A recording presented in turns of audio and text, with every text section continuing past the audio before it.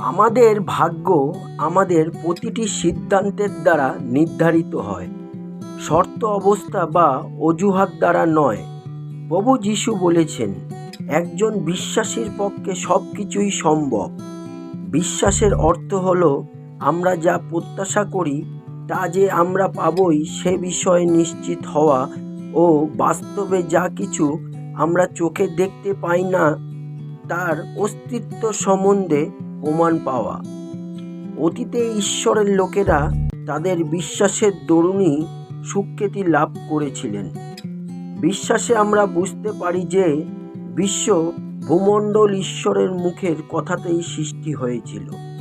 তাই চোখে যা দেখা যায় সেই দৃশ্য কোনো কিছু প্রত্যক্ষ বস্তু থেকে উৎপন্ন হয়নি। প্রভু যীশু, আমরা আপনার উপরে বিশ্বাস করি। আমরা বিশ্বাস করি যে আপনাকে ছাড়া আমরা জীবনে কিছুই করতে পারবো না। প্রভু, আমাদের বিশ্বাসের স্থির থাকতে সাহায্য করুন। আমাদের বিশ্বাসের গভীরতে যেতে সাহায্য করুন, সম্পূর্ণরূপে আপনার প্রতিশ্রুতির উপর নির্ভর করতে, এমনকি যখন আমরা কিছু না দেখি, না বুঝি। হালেলুয়া, জয় যিশু। বাবা, প্রত্যাশায় আমাদের আগাম ধন্যবাদ রইল। জয় যিশু, জয় হোক। আমেন।